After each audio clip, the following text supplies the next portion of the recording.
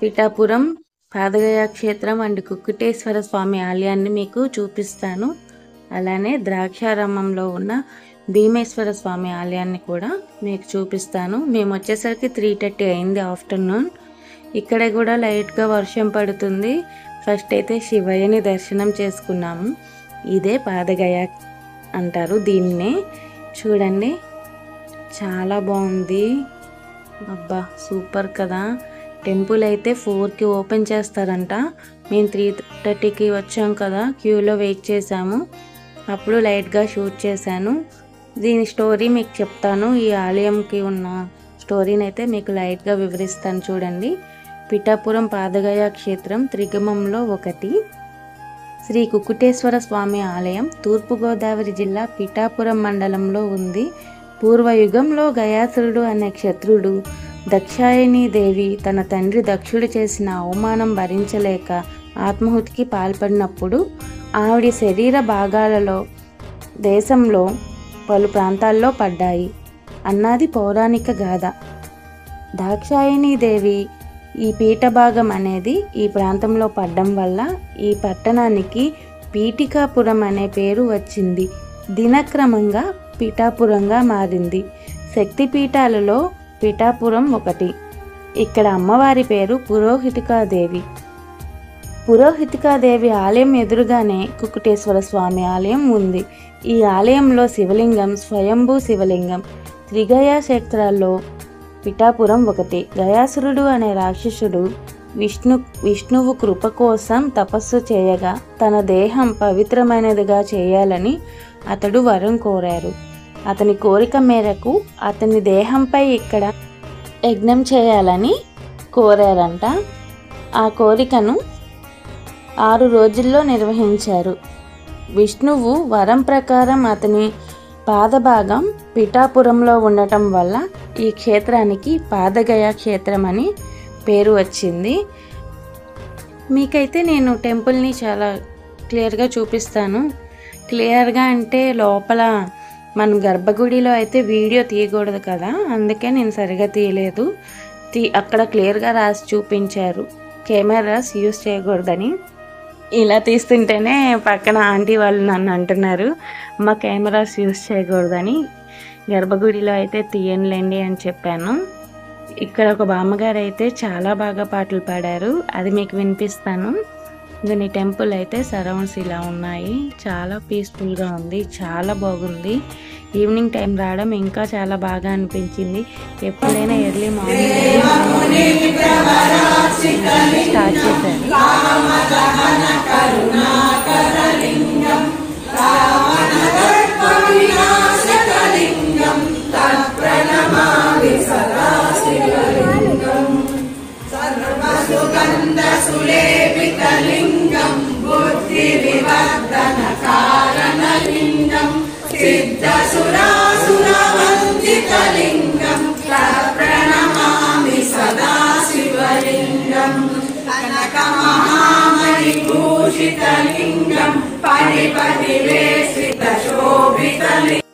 అందరూ గ్రూప్గా అయితే చాలా బాగా పాడారు. నేను కూడా పాడదాం అనుకున్నాను, కానీ భయపడతారని పాడలేదు. నాకు కూడా వచ్చు. చూడండి, అదే కుక్కుటేశ్వర స్వామిది లింగం. అది సరిగా నేను చూపించలేకపోయాను. ఇక్కడ చాలా టెంపుల్స్ అయితే చిన్న చిన్నవి బ్యాక్ సైడ్ ఉన్నాయి. అవన్నీ నేను చూశాను, చూపిస్తాను మీకు. ఇవైతే గయాసురుని పాదాలు. చెప్పాను కదా ఆల్రెడీ స్టోరీలోని, త్రిగయ క్షేత్రం అని. గయాసురుని పాదాలు అయితే ఇక్కడే ఉన్నాయి. అదిగోండి చూడండి, చాలా బాగుంది. ఫ్రీగా దర్శనం కూడా అయ్యింది. పాదాలైతే చూడండి ఎంత బాగున్నాయో. అలానే చిన్న చిన్న టెంపుల్స్ కూడా ఉన్నాయి చుట్టూ. విఘ్నేశ్వరుని టెంపుల్, అలానే అమ్మవారి టెంపుల్స్ అన్నీ ఉన్నాయి. ఇక్కడ అమ్మవారు చెప్పాను కదా మీకు పురోహితికాదేవి అని, అమ్మవారి టెంపుల్ని కూడా మీకు చూపించాను. చాలా బాగుంది కదా. ఇంకా మేమైతే రిటర్న్ అయిపోయాం, దర్శనం అయిపోయింది. కాకినాడ అయితే వెళ్తున్నాము.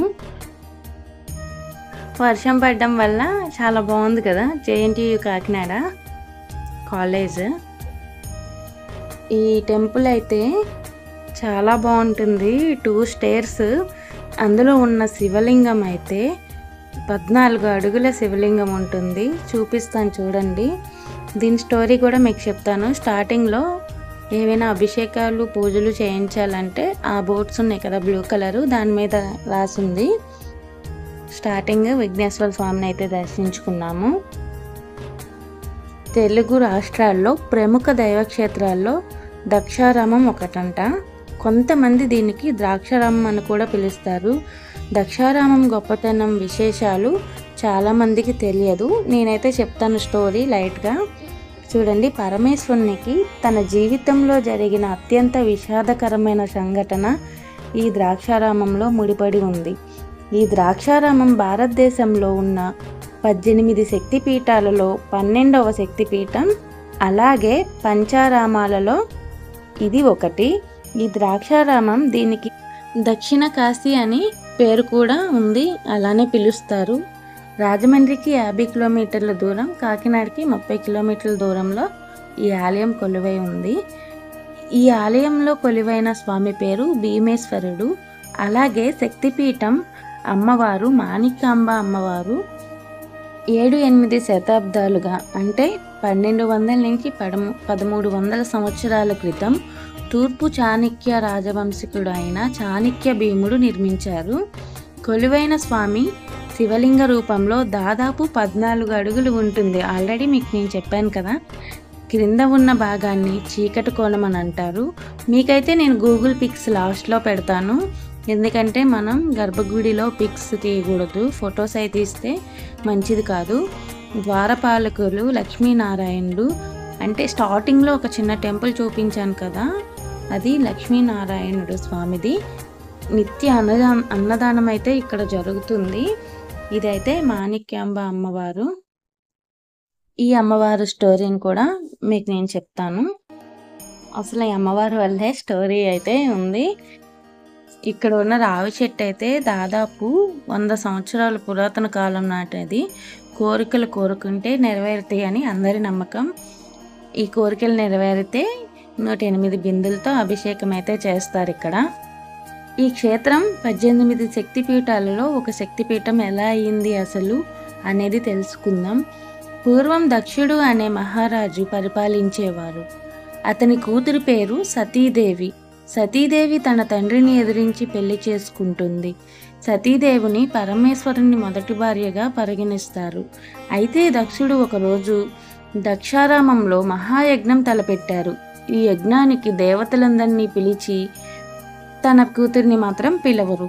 ఎదిరించి పెళ్లి చేసుకున్న కారణంగా తన కూతురు అయిన సతీదేవిని అలాగే అల్లుడు అయిన పరమేశ్వరుని ఈ యజ్ఞానికి పిలవలేదు.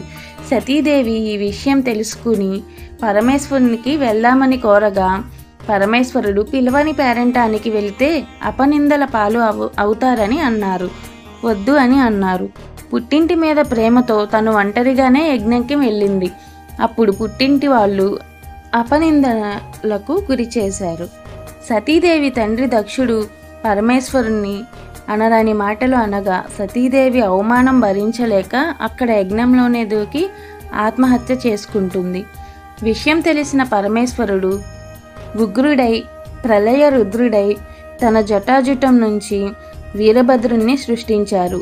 ఆ వీరభద్రుడు దక్షుని యజ్ఞాన్ని నాశనం చేసి దక్షిణి తలని ఖండిస్తాడు. పరమేశ్వరుడు తన భార్యని రోదిస్తూ ముల్లోకాలు తిప్పుతుండగా రోదిస్తూ ఉన్న పరమేశ్వరుని చూసి శ్రీ మహావిష్ణువు తన సుదర్శన చక్రంతో సతీదేవి శరీర భాగాల్ని 18 భాగాలుగా ఖండించి ఆ 18 భాగాలు పడిన ప్రదేశాలు 18 శక్తిపీఠాలుగా ఆవిర్భవించారు. అందులో నాభి భాగం పడిన ఈ ప్రదేశం మాణిక్యాంబ అమ్మవారి అవతరించిన ఈ 18 శక్తిపీఠాల్లో 4 అయితే మన తెలుగు రాష్ట్రంలోనే ఉన్నాయి. అది 3 అయితే ఆంధ్రప్రదేశ్, 1 తెలంగాణలో ఉన్నాయి. అవి ఏంటో ఇప్పుడు చూద్దాం. ద్రాక్షారామంలో మాణిక్యాంబ తల్లి, పిఠాపురంలో పురోహితికాదేవి అమ్మవారు, శ్రీశైలంలో భ్రమరాంబిక అమ్మవారు, జోగులాంబ అమ్మవారు అలంపూర్ తెలంగాణలో ఉంది. దీనినే పంచారామం అని కూడా పిలుస్తారు. ఇక్కడ గర్భగుడిలో అయితే శివలింగాన్ని వాటిని వీడియో తీయడం అవ్వదు కదా, అందుకనే అవైతే మీకు నేను గూగుల్ పిక్స్ పెడతాను. అలానే నేను నైట్ టైం వెళ్ళడం వల్ల టెంపుల్ని సరిగా షూట్ చేసి పెట్టలేకపోయాను. ఇదిగోండి, ఇదైతే బయట భాగం టెంపుల్ది. ఇదైతే 2 అంతస్తులు ఉంటుంది. శివలింగం కింద భాగం, ఇది దిగువ భాగం. పైన ఇంకా ఇదిగోండి చూడండి పై భాగం. Thank you all.